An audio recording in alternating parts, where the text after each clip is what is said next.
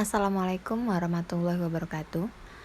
Nah, di pertemuan pertama atau pembelajaran pertama kita secara online, kita masuk ke bab 1, yaitu tentang konsep dasar sejarah. Nah, konsep dasar sejarah ini membahas tentang apa sih sebenarnya sejarah itu. Oke, sekarang kita masuk ke pengertian sejarah. Pengertian sejarah yang pertama adalah menurut etimologis atau berdasarkan bahasa, sejarah itu berasal dari bahasa Arab, yaitu syajaratun, yang artinya pohon.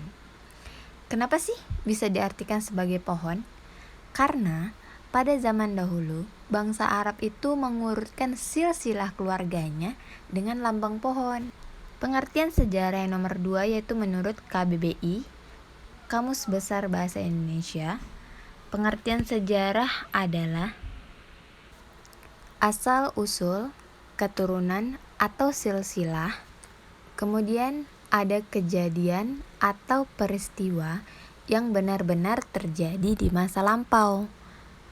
Jadi, kalau kejadian karangan atau fiksi itu bukan merupakan sejarah ya. Pengertian selanjutnya, sejarah adalah pengetahuan atau uraian tentang kejadian atau peristiwa yang benar-benar terjadi pada masa lampau.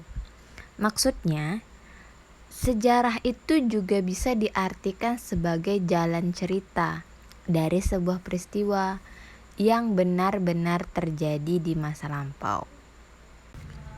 Kemudian kita ambil pengertian dari salah satu ahli, yaitu sejarawan dari Tunisia yang bernama Ibnu Khaldun. Nah,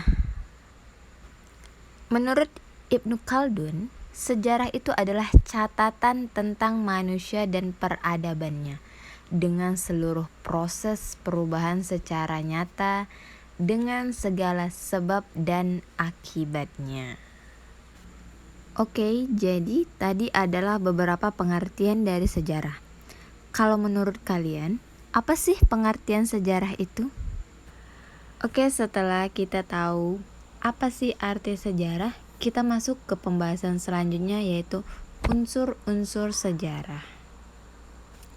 Unsur-unsur sejarah itu ada 3, yaitu manusia, ruang, dan waktu. Konsep manusia, ruang, dan waktu dalam sejarah. Manusia itu berperan sebagai penggerak sejarah. Dengan kata lain, sejarah meneliti dan menceritakan riwayat dan perjalanan hidup manusia. Riwayat itu diceritakan oleh manusia dan cerita itu dibaca serta dialami oleh manusia pula. Secara tidak langsung, manusia menjadi pencipta sejarah, pelaku sejarah, penutur sejarah, dan sumber sejarah sekaligus. Dengan kata lain, sejarah itu hanya milik makhluk yang memiliki akal budi atau kesadaran, yaitu manusia. Kemudian kita masuk ke unsur ruang. Unsur ruang adalah sebagai tempat peristiwa sejarah itu terjadi. Kemudian unsur yang terakhir yaitu unsur waktu. Unsur waktu berkaitan dengan kapan peristiwa sejarah itu terjadi. Sekarang kita contohkan unsur-unsur sejarah tadi ke dalam peristiwa sejarah. Kita contohkan peristiwa proklamasi kemerdekaan Indonesia. Unsur sejarah manusianya adalah Presiden Soekarno, Dr. Andes Muhammad Hatta. Unsur ruangnya yaitu di Jalan Pegangsaan Timur nomor 56 Jakarta. Untuk unsur waktunya, kita semua tahu bahwa proklamasi kemerdekaan Indonesia berlangsung pada tanggal 17 Agustus 1945.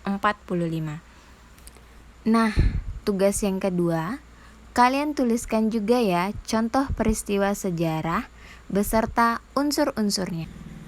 Selanjutnya ada cara berpikir kronologis dalam sejarah. Secara etimologis, kronologis berasal dari bahasa Yunani, yaitu kronos dan logos. Kronos berarti waktu dan logos berarti uraian atau ilmu.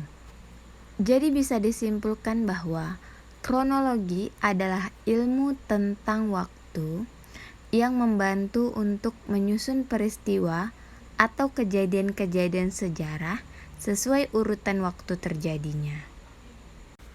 Kemudian dalam cara berpikir kronologis, ada yang namanya istilah anakronisme. Anakronisme adalah penempatan peristiwa, latar atau setting, tokoh, ataupun dialog yang tidak sesuai dengan tempat dan waktu terjadinya peristiwa. Kita contohkan anakronisme ini pada peristiwa proklamasi. Nah, pada kejadian sebenarnya, sebelum terjadinya proklamasi, ada yang namanya peristiwa Rengas Dengklok. Ketika kalian menempatkan peristiwa Rengas Dengklok terjadi setelah proklamasi, nah disitulah terjadinya anakronisme, yaitu salah penempatan peristiwa dengan tempat dan waktu terjadinya. Kemudian kita bahas cara berpikir diakronik dalam sejarah. Secara etimologis, diakronik berasal dari bahasa Yunani, yaitu dia dan kronos.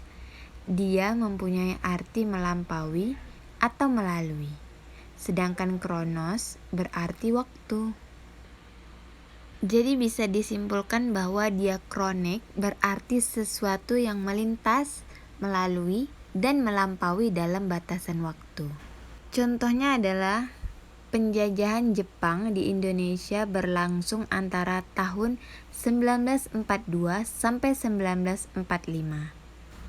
Di situ jelas dituliskan ada batasan atau jarak atau jangka waktunya. Kemudian dalam cara berpikir diakronik ada istilah periodisasi.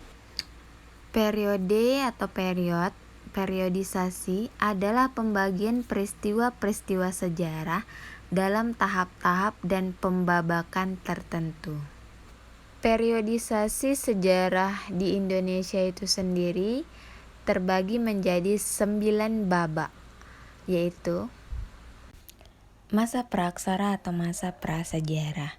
Ini adalah masa di mana Indonesia itu belum mengenal tulisan. Masa prasejarah ini atau praksara berlangsung sampai abad ke-3 Masehi. Jadi abad ke-4 Masehi, Indonesia itu sudah mengenal tulisan. Yang kedua adalah masa masuknya agama Hindu dan Buddha. Ini dimulai ketika pengaruh kebudayaan India mulai masuk ke Nusantara.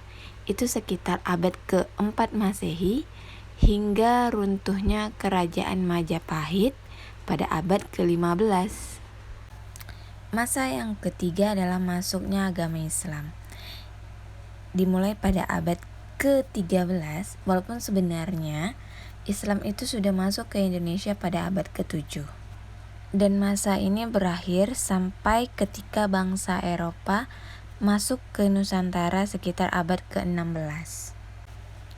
Keempat, masa kolonialisme barat atau penjajahan yang dilakukan oleh bangsa Eropa.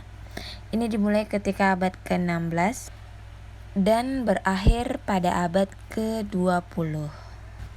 Masa selanjutnya adalah masa kolonialisme Jepang. Dimulai sekitar tahun 1942 sampai tahun 1945. Selanjutnya adalah masa revolusi Indonesia. Dimulai yaitu pada saat Indonesia mengumandangkan proklamasi kemerdekaan Indonesia pada tanggal 17 Agustus 1945. Babak selanjutnya adalah masa Orde Lama. Itu dimulai pada tahun 1950 sampai tahun 1967. Babak selanjutnya adalah masa Orde Baru. Itu dimulai pada tahun 1966 sampai 20 Mei 1998. Oke, babak yang terakhir adalah masa reformasi. Reformasi ini dimulai pada tahun 1998 sampai pada masa sekarang. Oke, selesai periodisasi sejarah Indonesia. Kalau tadi kita bahas cara berpikir diakronik, sekarang kita masuk ke cara berpikir sinkronik dalam sejarah. Oke, cara berpikir sinkronik. Sinkronik sendiri berasal dari bahasa Yunani, yaitu sin yang berarti dengan dan kronos yang berarti waktu. Sedangkan menurut Kamus Besar Bahasa Indonesia, sinkronik adalah segala sesuatu yang bersangkutan dengan peristiwa yang terjadi pada suatu masa. Contohnya seperti ini. Misalnya kamu akan membahas tentang penjajahan oleh negara Jepang di Indonesia. Nah, kamu hanya membahas peristiwa-peristiwa yang bersangkutan dengan penjajahan Jepang saja. Jangan bahas penjajahan Jepang di tempat lain. Hanya fokus pada penjajahan Jepang yang terjadi di Indonesia. Oke, sekarang kita lihat apa perbedaan antara diakronik dan sinkronik. Oke, kita lanjut ke konsep perubahan dan keberlanjutan di dalam sejarah. Oke, kita semua tahu ya, pengertian dari perubahan adalah transformasi peristiwa atau kejadian. Perubahan itu sendiri terbagi menjadi dua, yaitu perubahan secara cepat dan secara lambat. Nah, perubahan secara cepat ini kita contohkan seperti peristiwa pengeboman kota Hiroshima dan Nagasaki di Jepang. Peristiwa ini membuat Jepang itu menyerah tanpa syarat, sehingga merupakan salah satu latar belakang Indonesia bisa menjalankan proklamasi kemerdekaan. Itu perubahan secara cepat.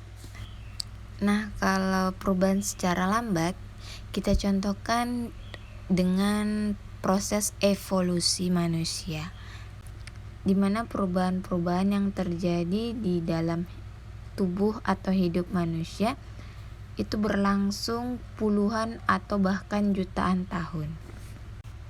Selanjutnya ada konsep keberlanjutan. Nah, konsep keberlanjutan ini merupakan kebalikan dari perubahan.